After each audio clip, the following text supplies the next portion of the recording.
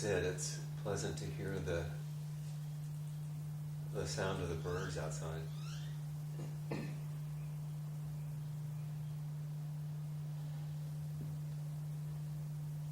The bird makes its own sound.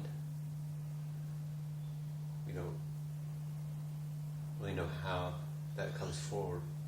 But the bird makes its own sound, but we don't see the bird sitting here. We hear the sound, and in hearing the sound, we create the bird.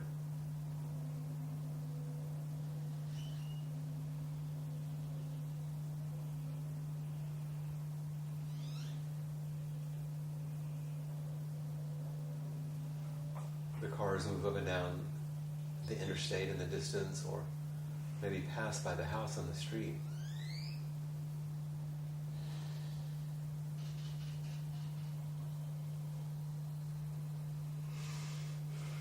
But all that is happening is that we're hearing sounds and creating cars and streets.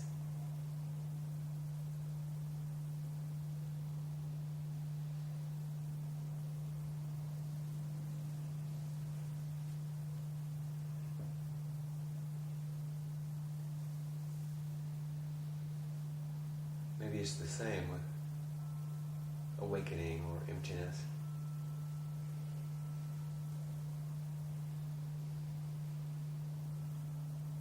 We make words that point to ideas that we've made.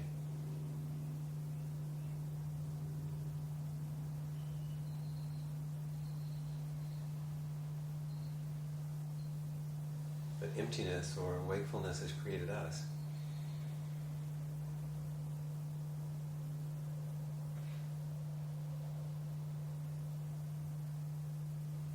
And inhabiting that creation, then we reflect back on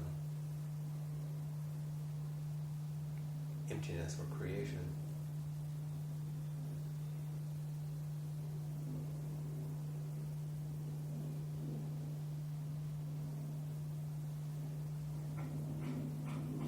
Maybe it's always the other way around.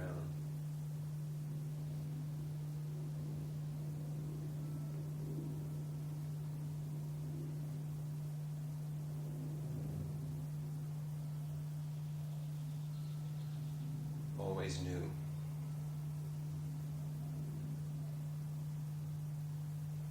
Always being created and passing away.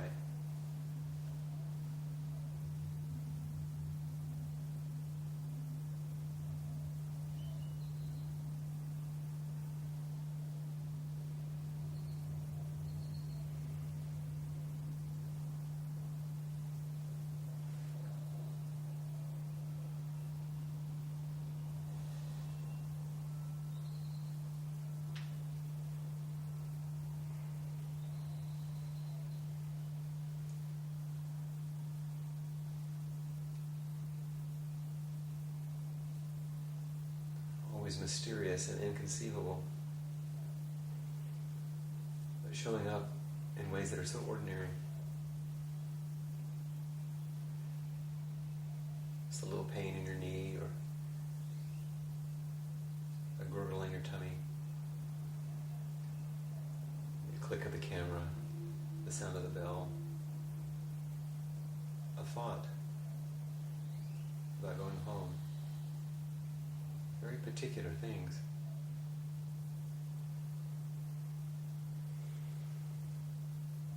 Where does it come from?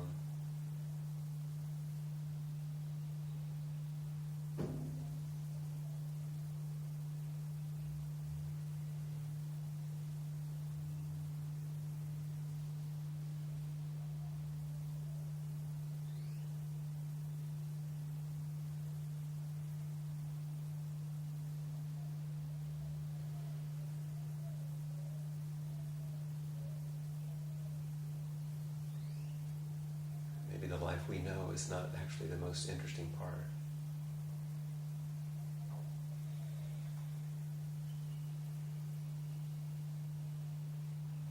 Or like an iceberg, not the most substantial part.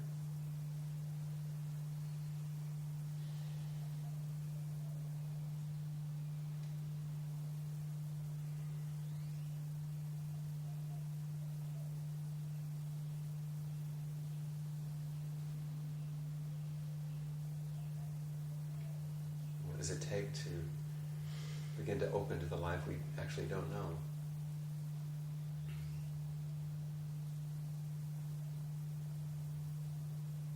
Be curious and open to not knowing. Not in order to contain and own and know, but to give ourselves to the space of the miraculous, the joyful, spacious.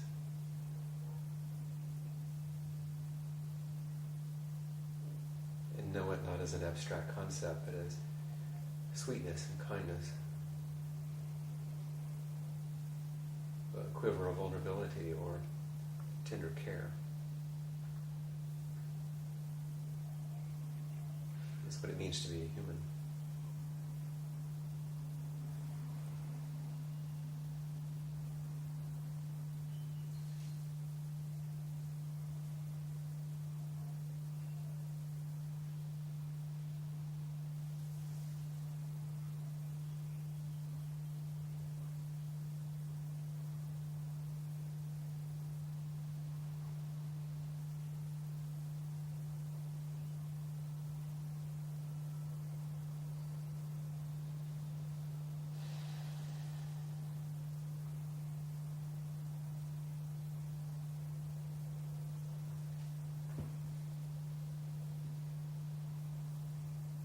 Walk up on the porch at Appamada and are showered by white flowers.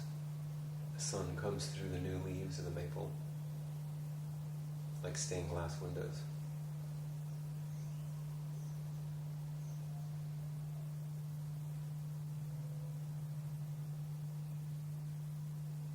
And our experiences of seeing, hearing the chimes,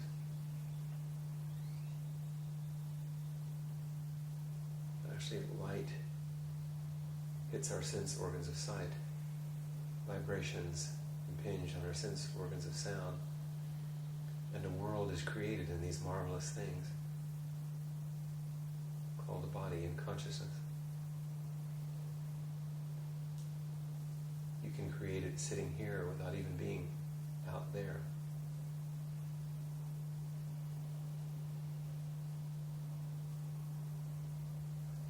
We create the world and are created by it.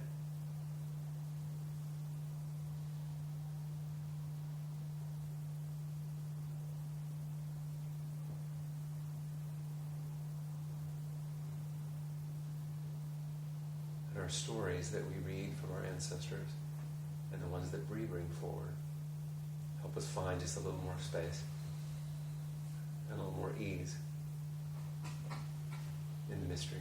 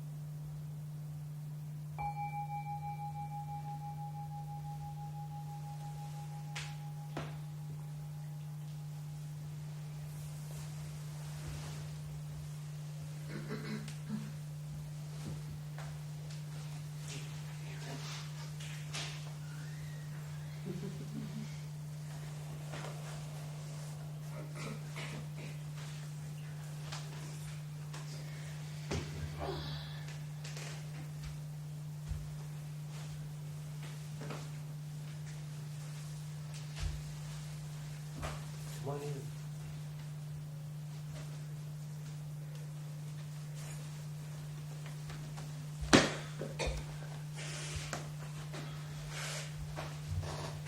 Okay, it's your last chance. I need to go because I won't be able to hear anybody else until I finish. Finish what? Finish talking. Oh God, I thought you meant you had to leave. No!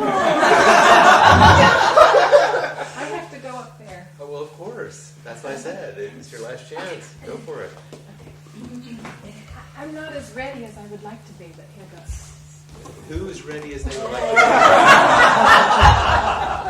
to be? Give me a minute to get ready also. I'll go next. Now serving number 1. 2 and then 3. Yeah. Okay.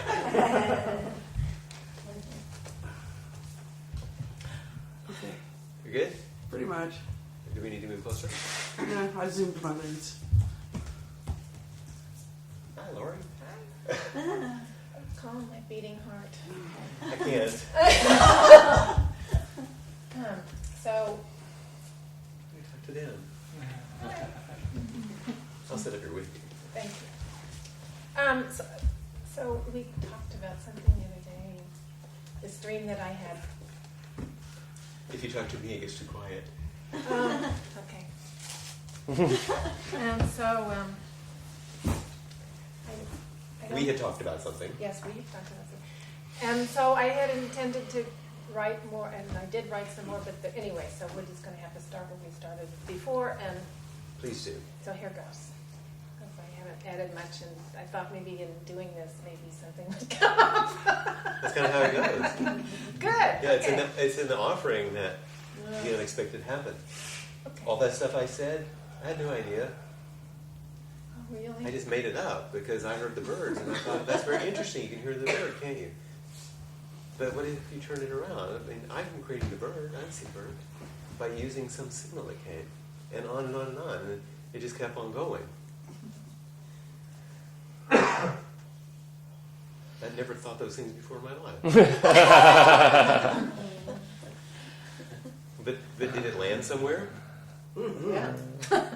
Yeah. And so you have to trust yourself, and it will land however it lands. Okay. Yeah, there is there. Yeah. Without any idea or any preference about it, but full freeing yourself. Okay. I'll shut up now. All right. So,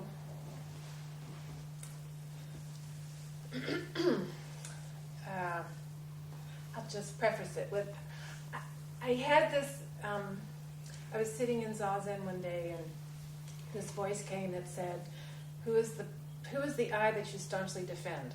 And so I thought that was my koan. And It's a good one. yeah, I think so too. Did you hear it? Who is it I that I staunchly defend? But I have been squirming around with that, and I have some ideas about that, and it kind of came down, well, the I is constantly changing, so that doesn't, there isn't really an I, but I'm not really satisfied with that. I think there's more to do with that. So It's not I really moved satisfied on. is realizing there's no I. That's kind of the obvious, but anyway, so Not the obvious. So I kind of left that and then started fretting about getting up here. And so consequently I had this dream the other night. And the dream was about coming up here and talking. And it's a strange dream.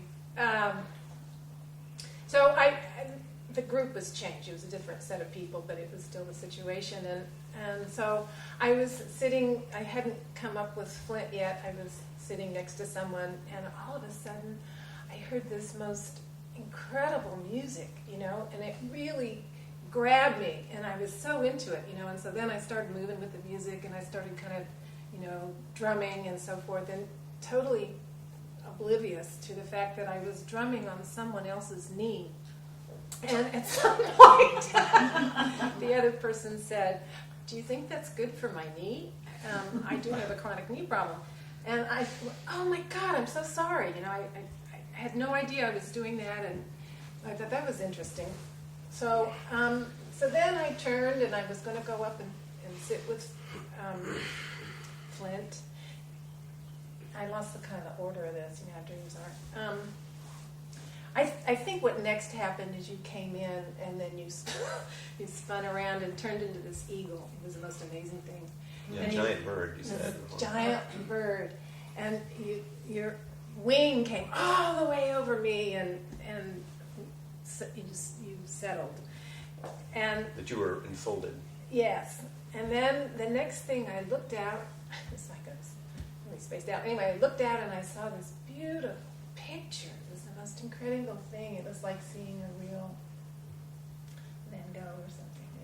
The colors were so vivid, and there was blue and gold, and I was just so wowed by the color. And then I think that I realized that by holding on to this image, that I was out of contact with everyone else in the room and everything. So it was like I had this idea that I could be, well, this is actually something of prompting, that either I'm with people and I can tend them or, be a part of humanity, or, is that the drum roll? You can drum on them. Yeah, you can drum on them, or you can completely be removed, but you're so, enlivened by these wonderful things, these sacred things. And so then it becomes like this weird sort of idea that I have in my head about the separation of the profane and the sacred.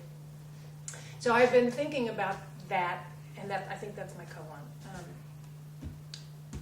There's a lot of things that I think of in separate ways instead of seeing them in the same context. They're all together. So, so I was thinking about that and thinking about specific examples of when would that be that they were both contained in the same. What's a concrete example of that? So I thought of the dog bite, and at the time of the dog bite, it really felt like, we were joined. That's not what I meant. In actuality, as a consequence of that event, I became acutely aware of the fact that I was joined with the two other parties, which was the dog and the dog owner. And so that was really interesting, that you're not just a separate thing acting in the world, that you're really, you're all connected all at once all the time. Mm-hmm. And then there was another example I was thinking of. There was this wonderful thing on NPR last night about this guy from South Africa who was talking about his seeing the bombing in Boston. He was in a wheelchair. He was second in the wheelchair competition. It had already finished, and he's looking out, and he sees the bombs go off, and he was witnessing what was going on at the time. And here's this awful event that has occurred, and yet he watched people pull their shirts off and put tourniquets on arms and run towards the wounded and drag them into the tents and so forth and so on. So that to me is where they come together. And it's not an event, it's the action. It's the action. And so it seemed to me that is possible at any moment. Sanctity of the moment. That's my phrase. So, Sanctity of the moment. yeah. And so you have that choice if you're aware of it. So that's where I came from. The end.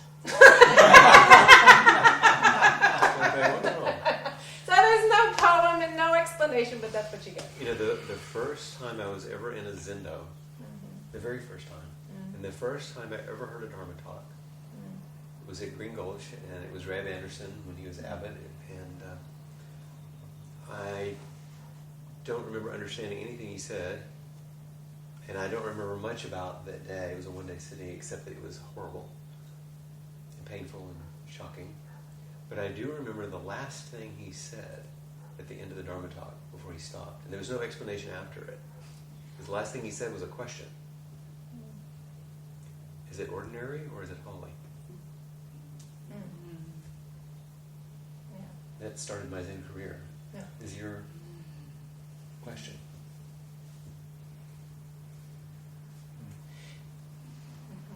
Yeah. The dance. It's a dance, but I think that a lot of it is just about awareness. Well, like your Dharma talk, that it requires, you were saying it requires attention. And it's a choice. Yeah. You stay wrapped in and looking at the sights. It's kind of nice to do that, but Of course it is. Yeah.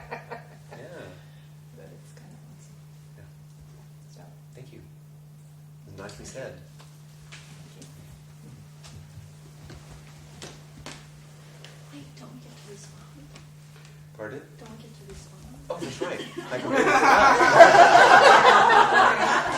forgot. So sorry. I apologize.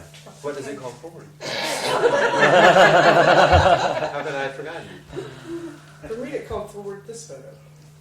Oh, Hold nice. it in front of the camera, pass it around. That's a good angle. Yeah, it's good. Check it out. The colors. And the birds and the wings and the ordinary and the Oh, the extraordinary. wings are out. And the color. And the color. Oh, and the birds are under the wings. Little bitty birds.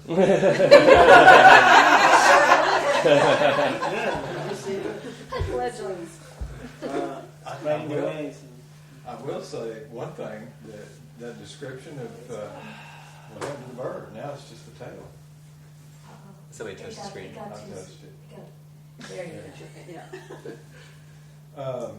One time, you were getting dressed in your robes over at Austin Zen Center, way back there, and you just suddenly raised your arms up like this. Oh, those big sleeves. Those big giant sleeves, and of course you're only 6'1", 80-inch wingspan. So, but anyway, that reminded me of that. That's sweet. Isn't there something in Rhinoceros about dreams and wakefulness, and that there's some kind of a slip-sliding where they kind of there's a moment where they kind of mesh and they come together in some sort of way? You're aware of your dream, or isn't that in there somewhere? Seems like Might be. I remember. It sounds like it might be. I like it. Dreams are, they bring us to a part of our consciousness that we usually don't have access to. It's That great part of to our remember lives that one. we aren't aware of, like I was saying earlier. Very nice. One more thing. I really like your questions. Who is the I That I so staunchly defend. that you so staunchly defend? It's like, when you said that, 2 weeks ago or something like that? Wow, yeah. 2 or 3 weeks ago, it's like, that's been rolling around in my head going, whoa. But I mean, those questions are really... I know. That You was, always say, well, you don't have a koan. Well, what do you mean? well, yeah, but I didn't. It's like I couldn't. That's I okay. hadn't worked it through, and I wasn't. I was just hanging. I don't know if you can work through that one like in 2 or 3 weeks. Well, but But it's really, really excellent. yeah, I don't know where it came from. It just kind of popped out. It was a voice. I thought, oh my God, somebody said something during Zazen. It was Peg or something. It chased you down. Tackled me. Yeah. I like that you're all in it. I mean, body, everything is in what you're saying. It's not just here. It's embodied in all of your movements. Oh.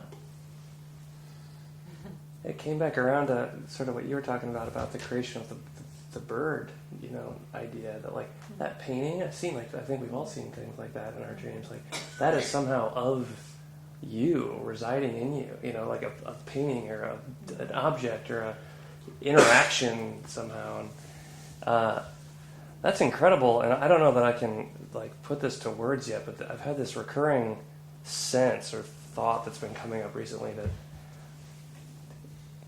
it's tied into this somehow, but it's like I'll be like walking down the road and then realize like everything that I know I've been part of, like somehow reality itself is of me. I don't know. I can't describe the sense of it, but it's somehow that like all of time and space have happened with me. They've all come from this perspective somehow. But like that I that I use when I say that is like very different. It can't be put asunder. Yeah, it's like I'm very wrapped up in. I've been there the whole time, or something like that, or these ideas that go through my mind. Dogen has an essay on that. Oh, Uchi, being time.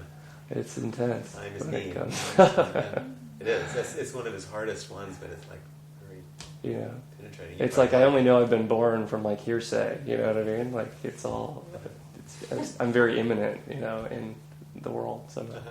Yeah, that's it. Thanks. Okay. Now serving number 2.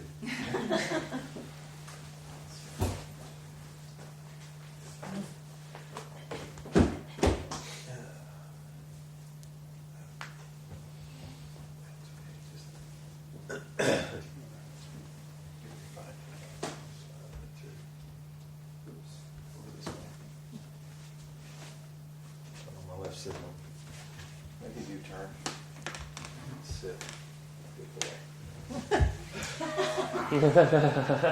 Good dogs. Okay. I think. You got copy? Yeah, I've got copies, but I don't know, I'm going to be 1 or 2 short. Sure. We can share. So,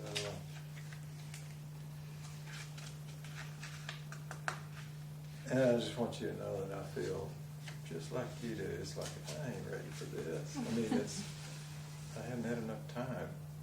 So let's just go that Isn't way. that what you say when you're about to die? Yeah. Yeah. I'm not ready for this. I need one more time. Well, except I need one of those because I'm going to have to read.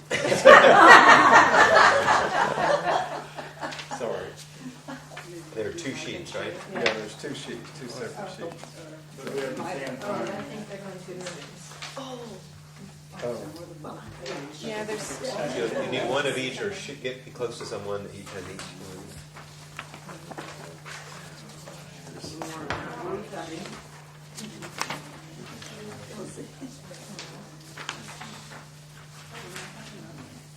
Everybody has proximity to each one? Oh, it's coming. I think there's more. I think I sent it on. So we can keep that one. Oh, maybe. Well, there's, she didn't have one of those. Are we missing some? The first page? This one. Here you go. You have one there. Yeah, we have one. I'll Oh, take then one. you can flip that one. Do you have a bottom page? No, but I can, I'll get one. You have 2? Yeah. Yes. Thank you. So now we got 3. I think we're set. Okay. Are you good? All right. Good? You good? You guys have what you need? You got it. Oh. Oh, thanks. So originally I couldn't really get rolling on these things about what I couldn't come up with one. And Flint gave me one that is why is youth wasted on the young, and so I started working with it, or putting that in my mind and chewing on it. And but I mean, within a week we read the koan about the red thread. Why can't the clear-eyed monk sever the red thread? And so as I was trying to work with how come I wasted my youth, that kind of thing in my head, this thing about the red thread just kept nudging and tugging and pulling, and finally it just jumped in front of my face, and so I gave in and decided I would address that. And once again, it's going to take some time for me to actually. I don't guess you ever get through chewing on them, do you? Digesting. Yeah, it's going to be a big meal for a while. Why can't the clear-eyed monk sever the red thread? I attempted to write my own koan, but this one kept tapping me on the shoulder at first, and then it began shoving me until I finally said, "Okay, you're it. I'll pay attention." Missing quotation mark. First, as I worked this koan into the folds of my brain, not seeming to get anywhere, not truly engaged with it, I finally managed to embrace it, still not knowing what it really means. I kept trying to make it do something in and to my mind. How does desire fit in this equation? Somehow desire seems to be part of the red thread, but what is it? How does it work? What does real desire feel like? Why haven't I felt desire and then rationally acted on it? Others seem to do so. This process continues in fits and starts for weeks now. After Peg's inquiry on unbidden kindness, it hit me. At birth, the red thread was severed. I just didn't know it. But simultaneously, hands reached out to me. Adopted at birth into a good home with plenty of resources, I never felt a part of it, as if I didn't fit with the people I lived with. Was the environment just too toxic? In retrospect, I could not have survived without tons of help, which I now appreciate like I never did before. Now the question is, how can I act, participate in fulfilling my desires without stepping on others, without being too selfish? What does that mean to balance self-interest with those around me? Fear, yes, the specter of fear arises. Don't be selfish, damn it. Fear of what? Failure, dying, suffering from something? Dying will happen. Suffering will happen as long as I enter with a notion of how it is supposed to be. Failure has no meaning. I don't believe that, or do I? If I were to have one last wish, I think it would be to embrace the courage to love life every day, love everyone I encounter, be okay with the pure and the profane, let go of all notions of how things are supposed to be, dance with those whom I want to and those whom I don't, willingly embrace everyone and everything. And then I had this little thing that I sort of addressed once in an inquiry, and that's been swirling around inside of me too. So I just wrote this off the cuff. What I miss about making love. After an evening of foreplay, of tender kisses, stroking, the joining of sweating bodies, clenched in tight embrace, the wildfire of orgasms rushing through, voices groan under the weight of the wind, spent, relaxed, flesh and heart welded together, vulnerable, lying upon me, she snores lightly as my heart sinks.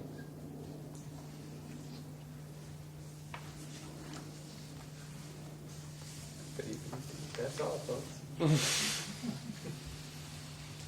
So,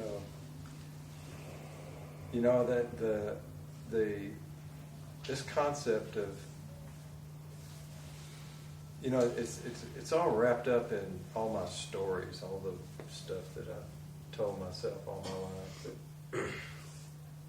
And I started out because as a kid, whenever I couldn't do something right, I make mistakes, and it would just be a fumbling, bumbling mess. And so then I just finally withdrew because I just thought I can't do anything, and not realizing that everybody has to start. I mean, there's the gifted few but the unwashed masses, we all have to practice Fumble over, stumble, fall, boom. And you can't do this by yourself. You can't do anything by yourself. And that's, it's been a very slow awakening for me to see that and realize that there were so many hands out there, which I took a few. There were many of them that I scorned, I guess is the only way I could put it. And now that I've reached this stage in my life, it all makes sense in some realm. But the thing that I need to do now is to embrace the courage to love life every day, love everyone I encounter.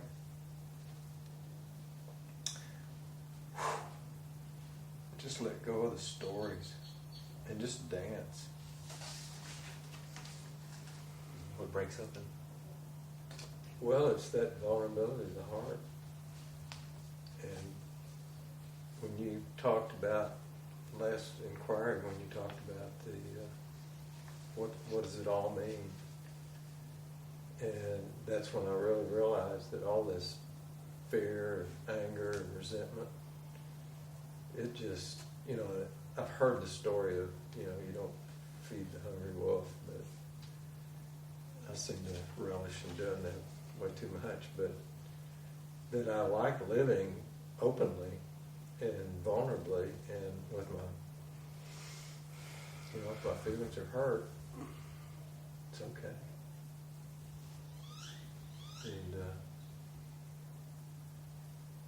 And that's what started it as a kid, was like, when I got my feelings hurt, I didn't like it. And I didn't want to ever be that way, because, kids can be pretty cutting. And so you sacrifice love. yeah, that's what I did. It sounds like that's what you're reclaiming, Like to. which is what's cracking your heart now. Yeah. I run from too many opportunities. And now you can't run. I can't. Literally, I can't. It's Yes, it is. We'll show you. Bang. stop you in your tracks, Yeah. where love can tackle you. I like that.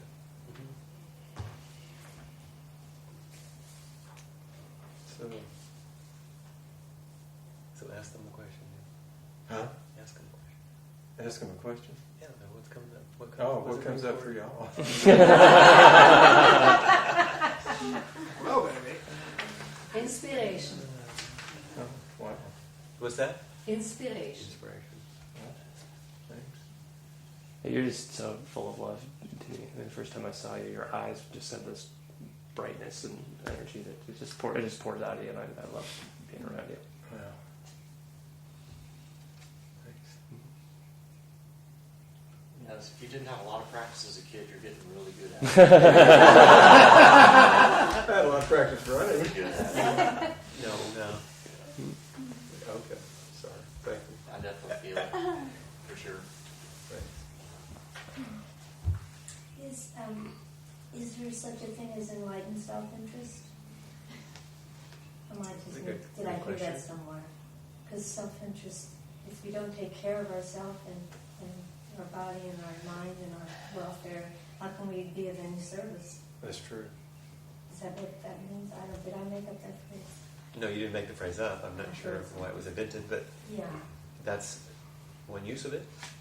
Yeah. Well, in rescue diving, that's the first thing they teach you. Save yourself. If you don't, you're going to drown with them.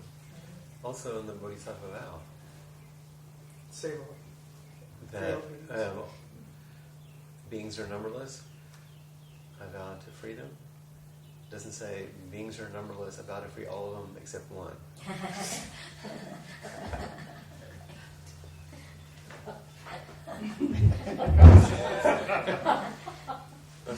All the others. Yeah, it's just hard for me to imagine that as a question for you, because I see you as just like this bodhisattva of compassion and giving to so many people, and people you don't even know. And so it's very revealing that you've been able to share this with us. Because, and even the fear part is, I think we all have that. It's just like, Yeah, that's what I'm finding out at this stage of my life. I sure as hell didn't see it when I was back there. I just see you being very human and asking the deep questions I think we all have.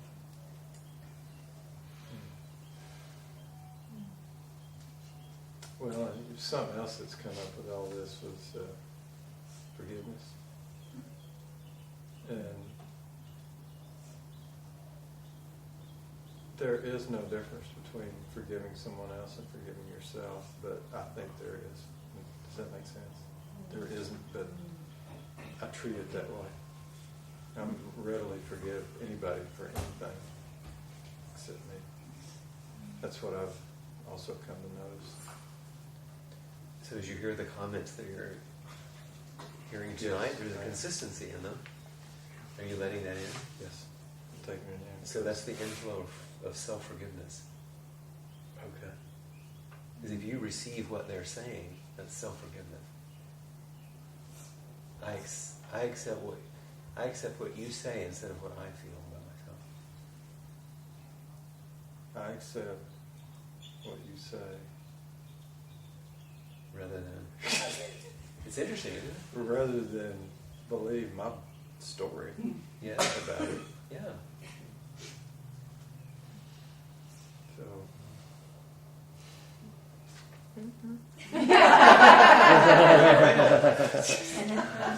Well, you're going to get what you want?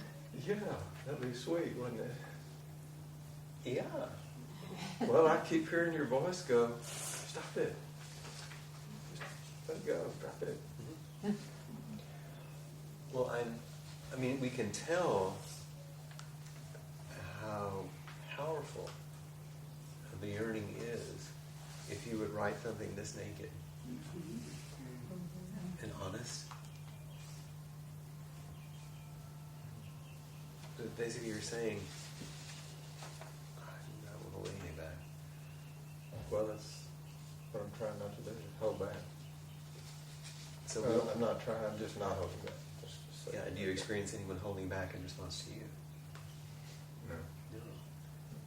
Yeah. You have to try to believe the story for which there's actual evidence. Watson?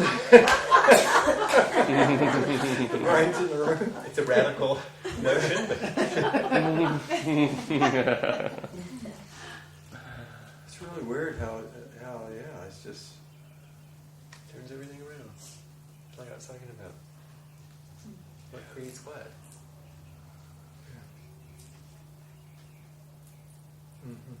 If you want to know your heart, look around. This is your heart. I feel like Jim on Taxi is wow. Yeah? That's all that our wings are going to do. Some of y'all might be too young for that one, but okay. Okay. Thank you very much. Thank you. Thank you all very much for the offerings.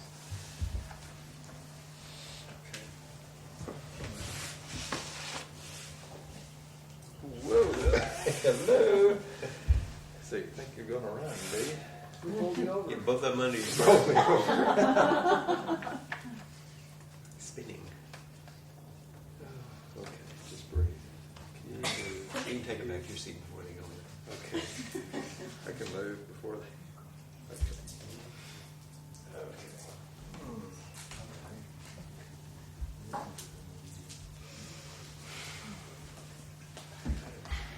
Well, I have to fuss at Laurie because I wanted to raise my hand for sending me. I'm too nervous. The two nervous Nellies. Right. So then I waited and I tried not to get more nervous. So this is.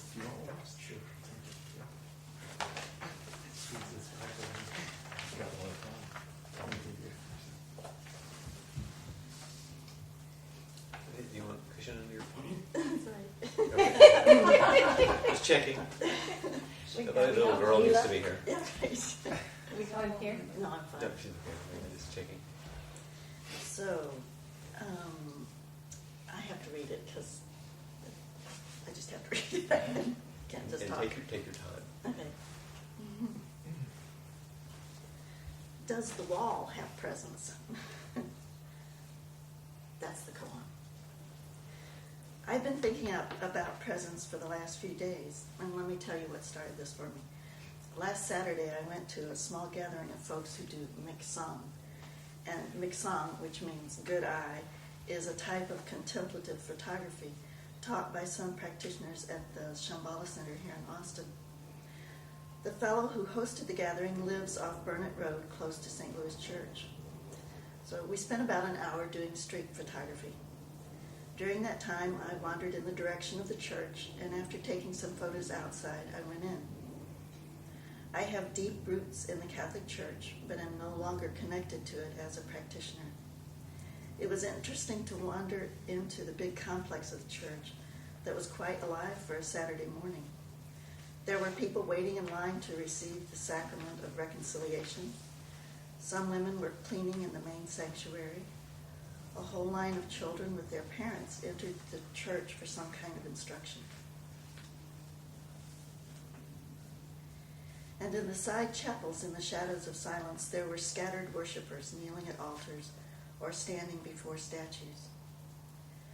I entered a place of long familiarity and tried to see it with new eyes and an open heart.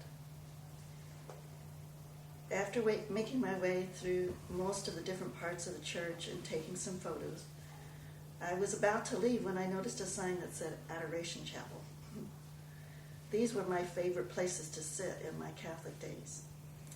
They're usually set apart from the noisier part of the church and are small spaces where the real presence of Christ is placed on the altar. A translation of the Catholic term real presence means the bread or host that has been consecrated at the community celebration of the Eucharist, or Mass as it was called in my days. It becomes the body of Christ. There's an elaborate Catholic theology of transubstantiation that puts the process in words, but basically it means that the bread becomes Christ.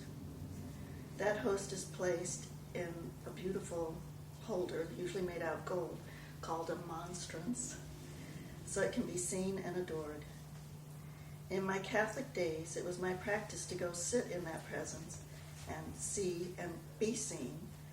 Mostly it felt like being seen, since my eyes of that kind of practice didn't really see the Christ. I saw bread. My faith told me it was Christ. So back to last Saturday. I went into the chapel and was delighted to find a small, very quiet space with the monstrance on the altar.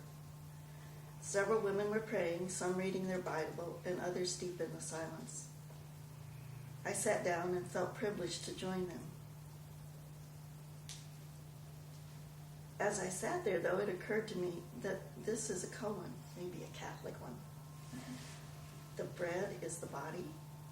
How can bread be presence or change substance? And I kind of liked it that these sincere Catholics were living out the mystery of the koan without knowing it. After some time soaking up silence and real presence, I returned to practicing good eye in the world. Then the next day I came to the Sunday program here at Apamata, and Peg asked me to be timekeeper, which as you know means I get to sit facing outward. As I settled into sitting, eventually that experience of sitting in the chapel the day before came up. I asked myself, is that presence here? And the answer seemed to be, of course. But my mind argued, that form of it isn't here. Okay, I answered myself. Do you do this? Talk to yourself. So what is a symbol or form that it takes in this tradition? Most folks on Sunday were facing the wall at that time, so it seemed that it must be the wall. Or maybe the silence or emptiness. But the wall is a tangible form. Sometime when I'm sitting, I make presence in the wall by turning the bumps in the texture of the wall into images with a story. But I figured that wasn't it. So the question of wall presence stayed unanswered. Then the period came when the Sangha sits facing out. Even though no one was looking at me or seeing me, I could see them. And I thought, oh, this is the symbol or form that presence takes in this tradition. The Sangha, the faces of the Sangha, the face of the Sangha. My understanding of real presence expanded on Sunday. I'm grateful to the folks who were here sitting with me and being that with me, and continue to be grateful each time I come and sit with whoever shows up here. Thank you. So, the verse. Some of you were here in November when Darden Smith came and helped the Sangha compose a song, and the words of that seem to apply to kind of this The experience. verse. The verse. Yeah, this is just the one verse. So the words are coming around, and what I'll do is I'll sing it once. Because it's your koans, we have to present it. Yeah, I know. And then we'll sing it twice together, and it'll be an approximation of that song. You can listen to it online, and because I'm going to not get it quite right, and when we sing it all together, it'll probably get unright or more. So we'll just stop with it.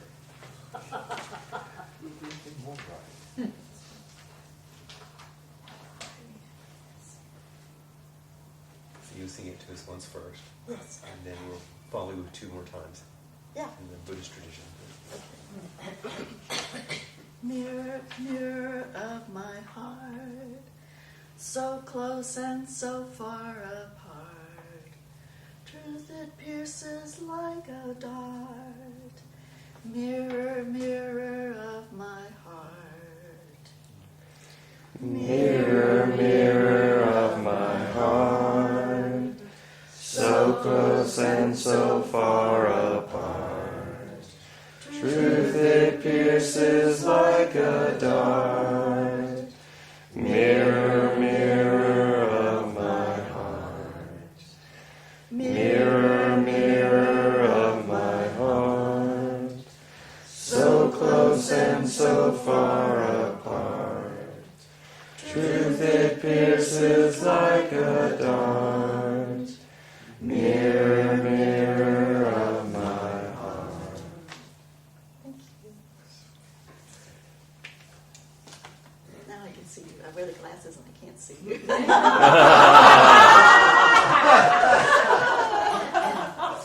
Old Indian finale. What's your question? What is it called? Oh, what does this call forward for you? A smile. I saw the whole song in just one face, and then when that happened, the face became gold. Became what? Gold?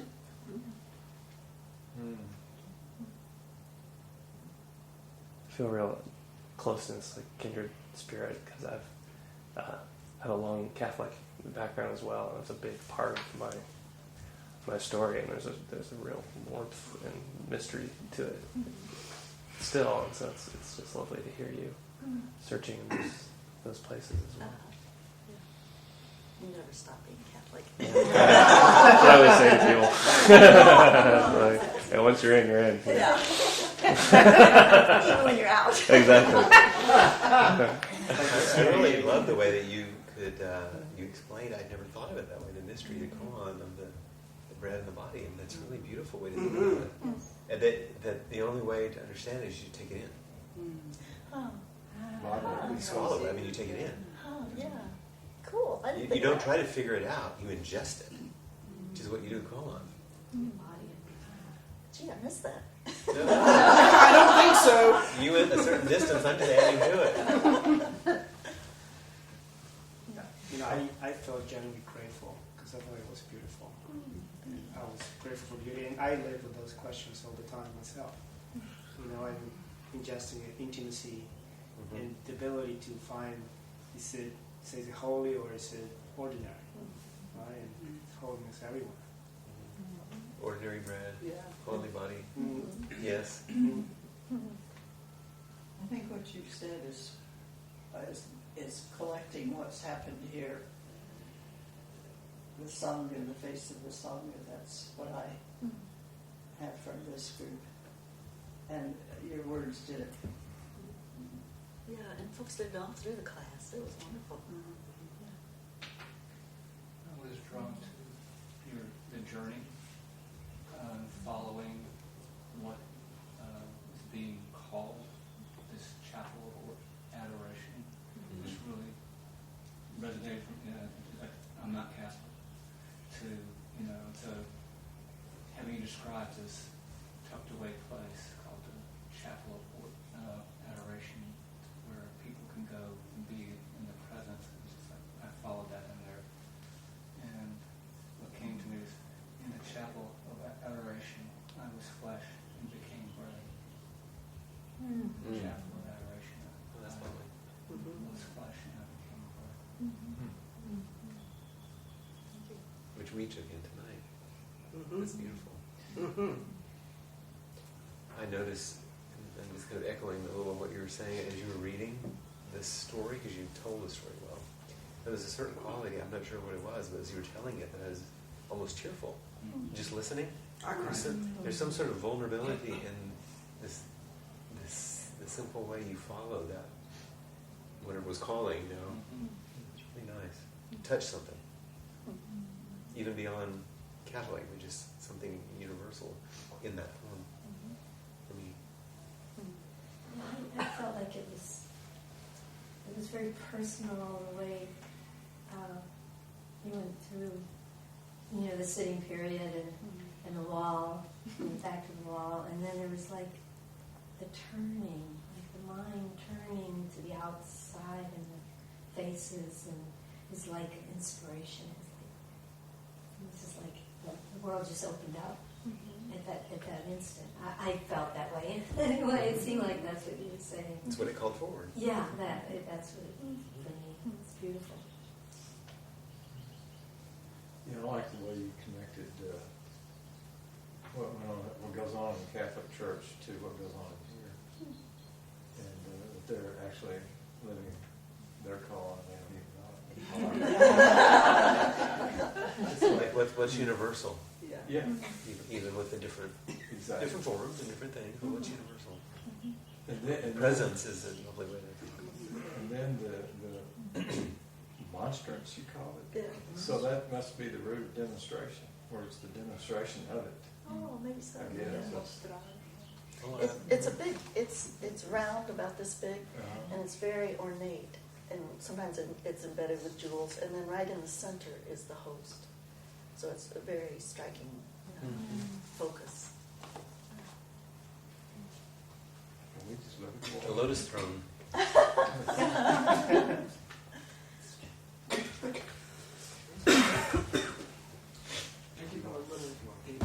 I guess this counts as koan. It's what I brought tonight. The what? I guess it counts as my koan again. Okay. I brought something. Okay. You want me to? Yes, it's good now.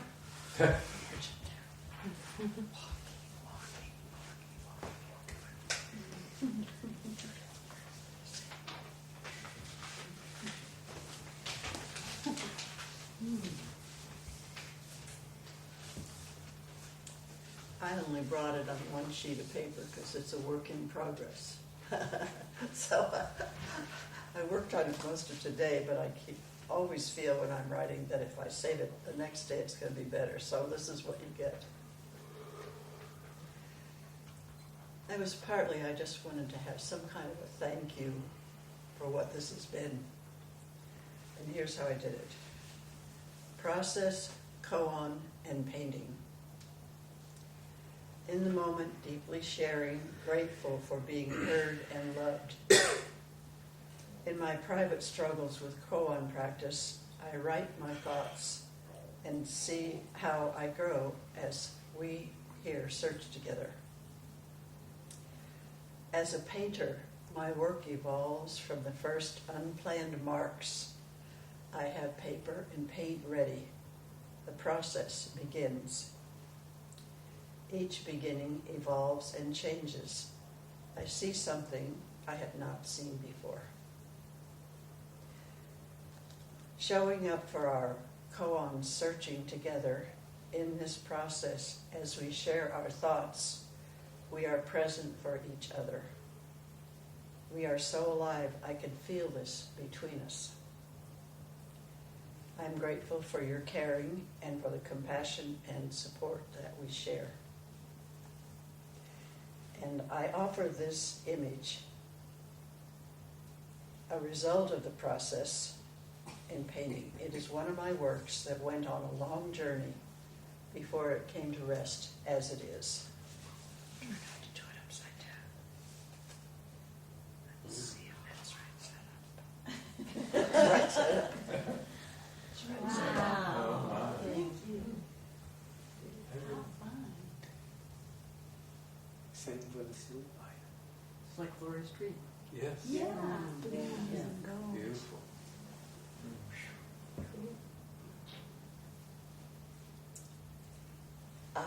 came about because I was given this thing that was like, it was, what do you call it, wrought iron, shaped like leaves. And then I found a man who said, okay, he would help me build the trunk for it. So it was a project that involved generosity.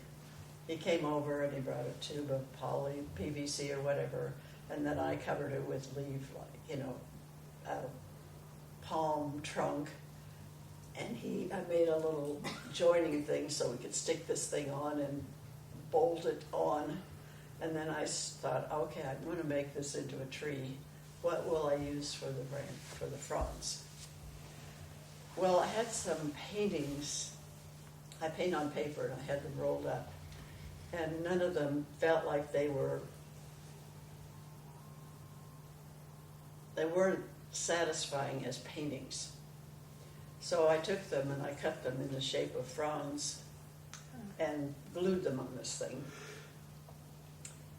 I think I had one other person, so it was a joint project.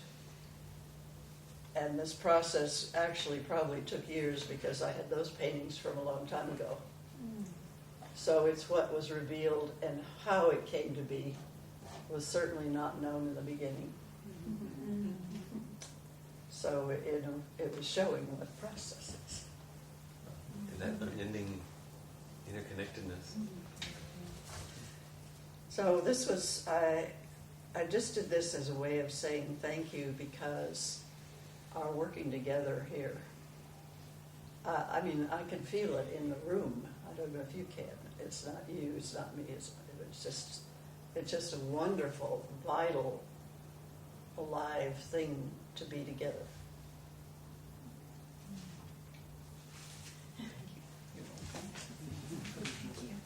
So, I have one question. The socks, they match your watch?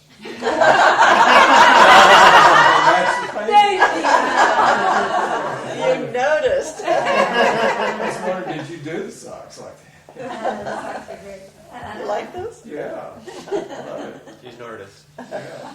So, hoping Cassie got a picture of the socks. They did. When she rode her feet up, they made it. Yeah, I've seen this, but from Anything else come forward? It's wonderful to hear the warmth and gratitude in what you wrote. Mm-hmm. I'll say, as an aside, but connected, I received a pretty good email from Jane Ross from Christchurch, New Zealand. And speaking about, did you send it to everyone? No? Okay, I saw you shaking your heads. Saying how much this class had meant to her and how profound it had been. And then wrote more. I didn't feel like I should read it because I didn't have her permission. But it was quite beautiful because it's about flowers and about her mother. And a shift from seeing someone one way and then seeing him another. But for some reason that reminded me of the flowers and her gratitude because it was the same communication. So I want to just add that. Well, I was getting it from, your song, the faces of the Sangha. So I hope it came through anyway. Or with Leela, it's with the Sangha. What? The Sangha. Our song. That was my koan tonight. The footnote? The footnote. Yeah, right.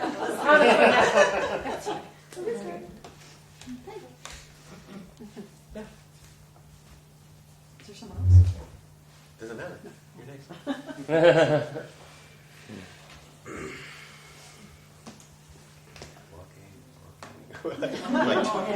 Like John said, walking. So I don't really have a koan or commentary, but I do have a verse. Oh, good. It's very short. Hey, that's what's tonight's for. Very short. And it's a reflection of all of this, of course. Like each of you has provided a reflection. So here it is. At last, I find myself in the perfect place, right here, with you. My heart, spleen, lungs, skin, flesh, marrow are yours. Hmm. That's it. You did it again. What? Yes. We did it again. I did it again. Okay. At last, I find myself in the perfect place, right here with you. My heart, spleen, lungs, skin, flesh, marrow are yours.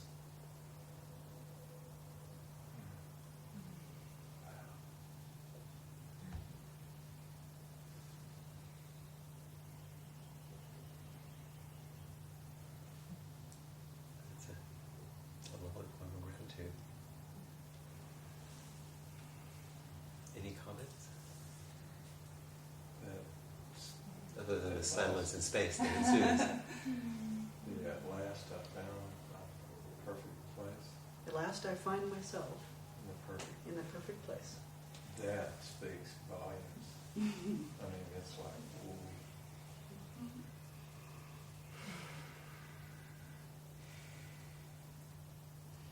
And in that short piece of poetry really captures a lot of what, interestingly, because you wrote it before, Yeah. it captures so much of what came up. Peg, you really know how to make an offering. Yeah. Holy shit! In your home, in your life, in your presence, and every bit of it is astounding. Yes. It's paltry compared to what I received from all of you. Very paltry. Did that just fly out of you? What? Your poem. Well, it came to me when we were sitting and Flint was talking. Tonight? Mm-hmm. So it's, rough draft. Yeah, like mine. You made it up Made on the it fly. But you were talking about what would be the last thing that you would say if you only had one thing to say. That's This is right. what I would say.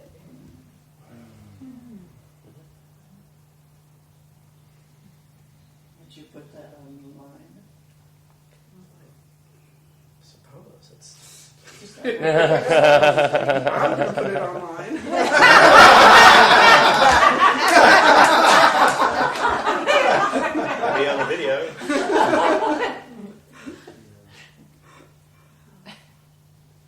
It's been such a gift.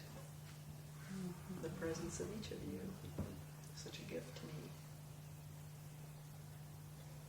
Both of us, I won't speak for you, but I think I can say something that will probably resonate. You can say, have studied, read, worked with koans in lots of situations, in lots of ways. But I've never had a situation which was this profound as this class. Because what we've typically done is just studied the ancestor stories only. And there's value in that, huge value in that. But to study the ancestor stories as a way to bring forward your story and your koans, it's been astounding, really, what's come forward.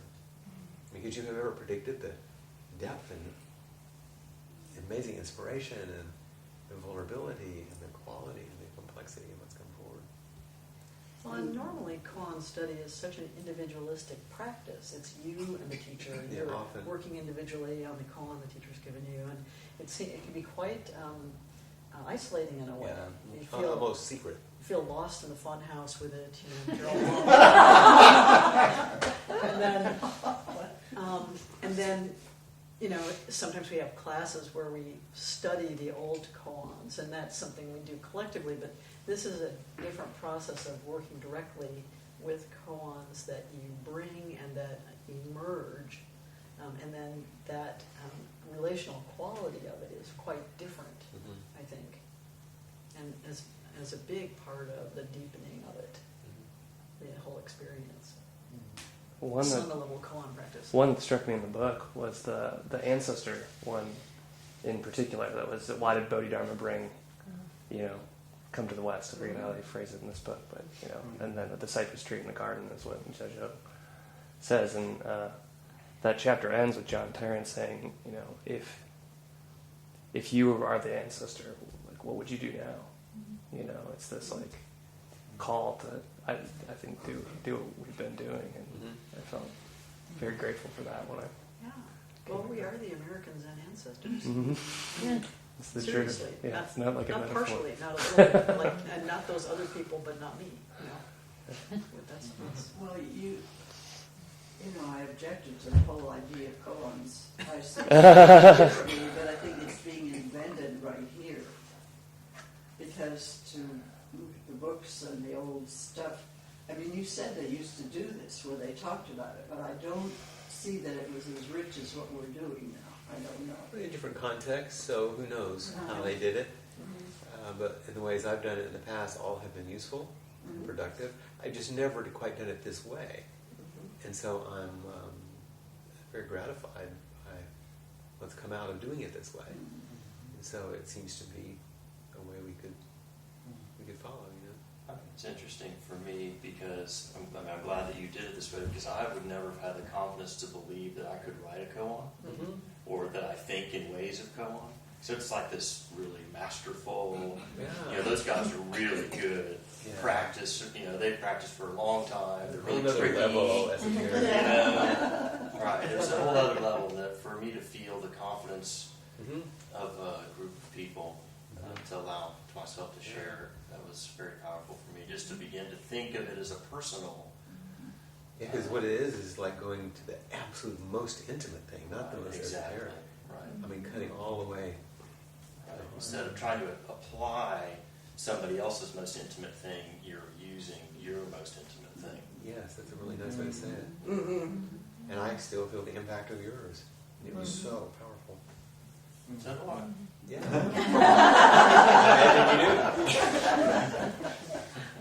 Joko would always ask that, how is your real life koan going?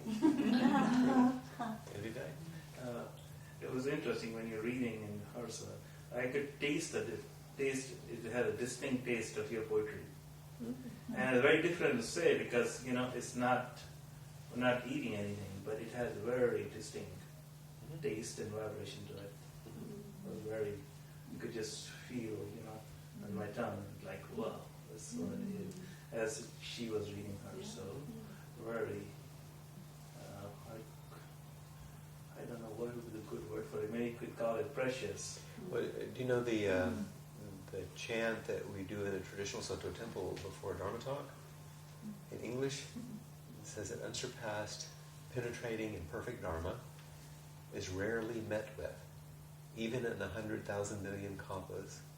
Having it to see and listen to remember and accept, I now vow to taste the truth of the Tathagata's words.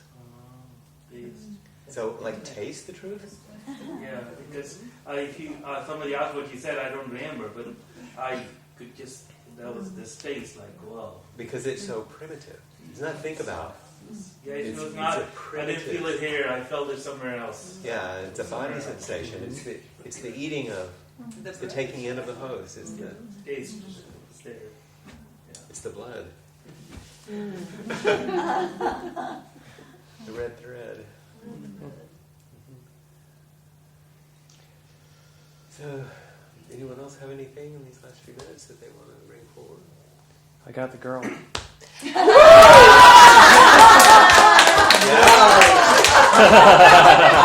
not here.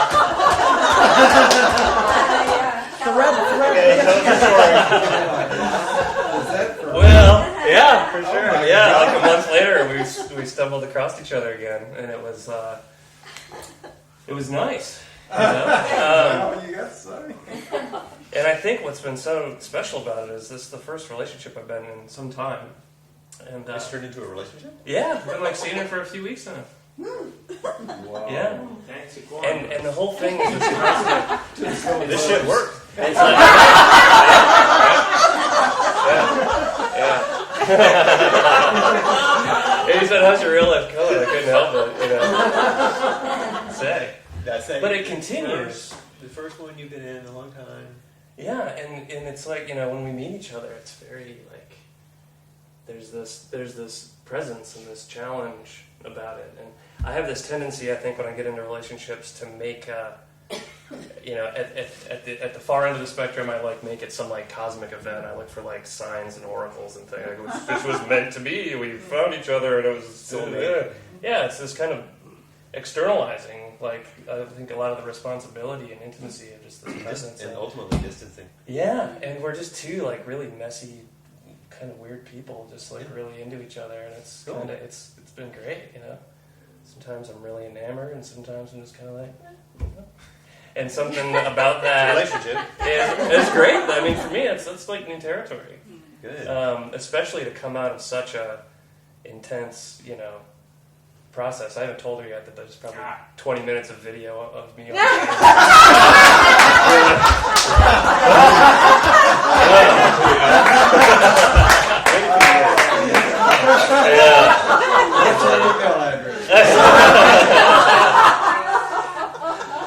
So yeah, it works. Excellent. This is a brand new dating service. Match.com. Yeah. All you have to do is vulnerable. That's right. Cool. Thanks. Thank you. Great.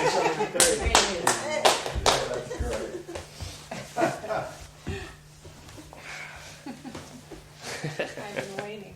Yeah. Now we know why you're not in the Zendo in the morning. I know.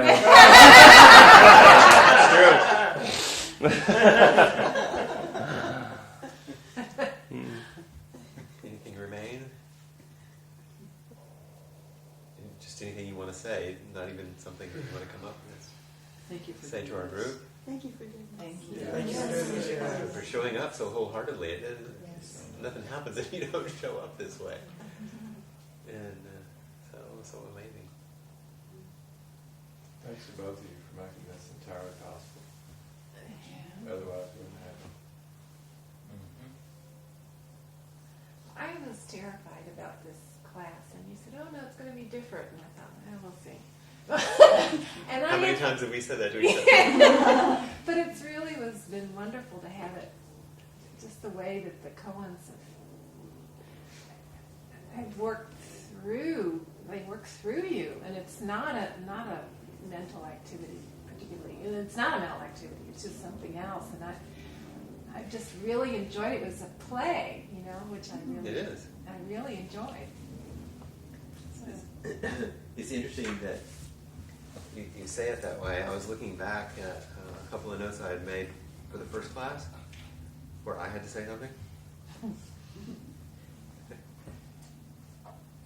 And,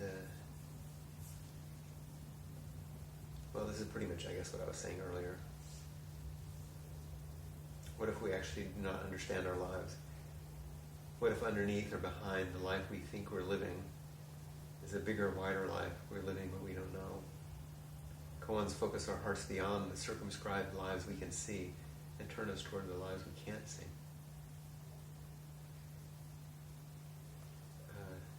There was a piece about we're not aiming to understand the koan, we're more interested in marinating in them, being saturated by them. So our lives are stirred or affected. There's no need to understand the koan for it to do its work. Yeah. They do convey something, but the something they convey is spiritual literature. They're offered with an assumption that one is already immersed in the Zen life by sitting. So there's a context in which they can then do that work. And as I was looking back at those notes and thinking, it's gone well. And I want to say a special thank you to Cassie for filming all of this. Yes.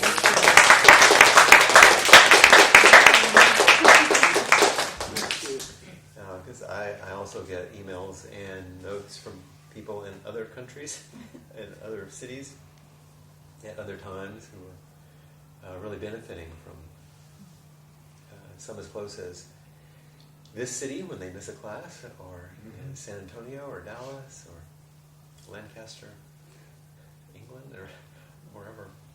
I also get a lot of benefit from seeing it again and being with it in the editing and slowing each one of those moments down. That's something special for me too. Do you see any benefit in writing up some of the things you've received from others? Well, so many of you have given me the koans. We can make a little collection. But I mean the ones from other places who've been watching. And commenting. Many times they're just, I'll get an email of appreciation. It's not as if they've sent a lot of things.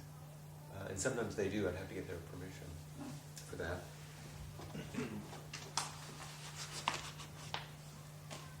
What if I go up and say something? Please. Just one thing. It's like, because it's really hard for me to say it. And so I want to come up here and say it. And you inspired me to say it there. It's very short. You are my heart. I love all of you.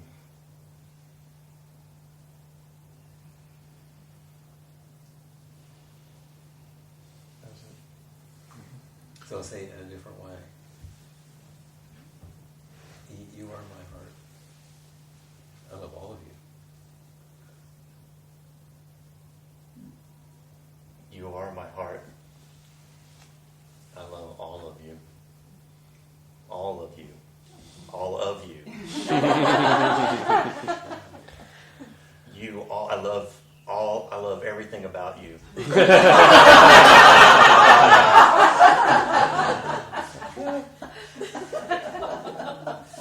The tricky part for me is it's hard for me to say and include myself in that. Well, that's why I said it to you. Yes. That's why I wanted you to be included by saying it to you.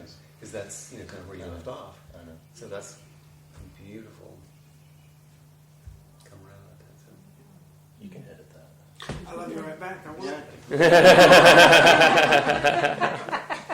And there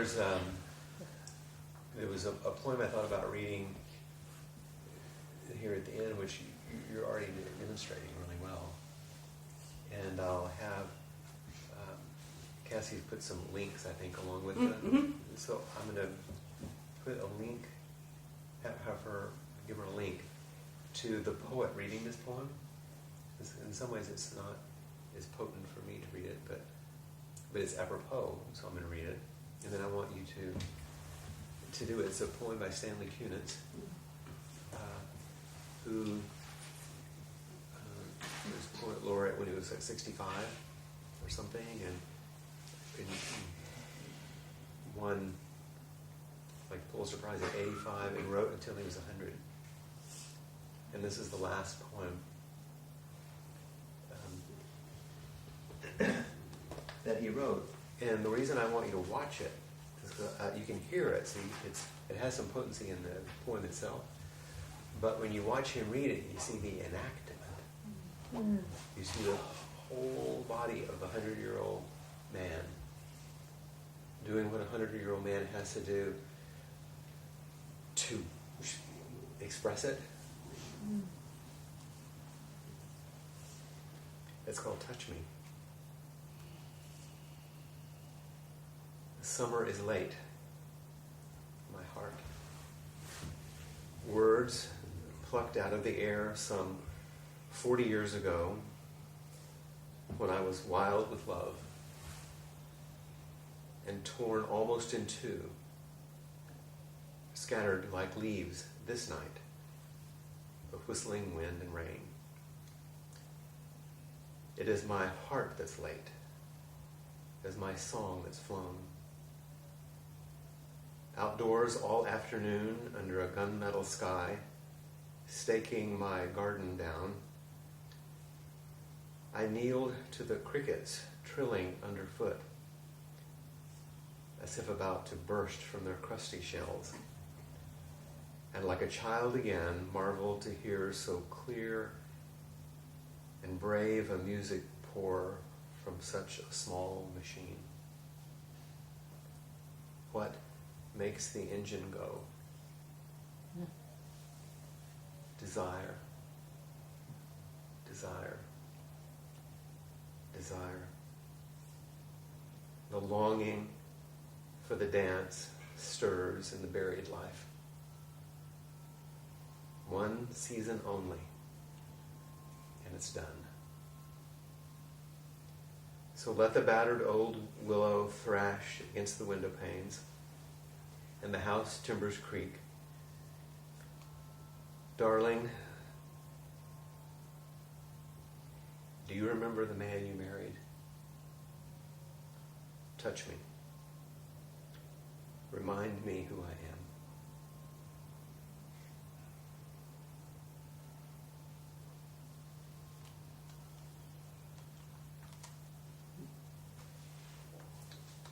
So to me, the touch, we remind each other who we are. By the very touch, that your words have, or we all have for each other. All those words about, remember your true face, find your true nature.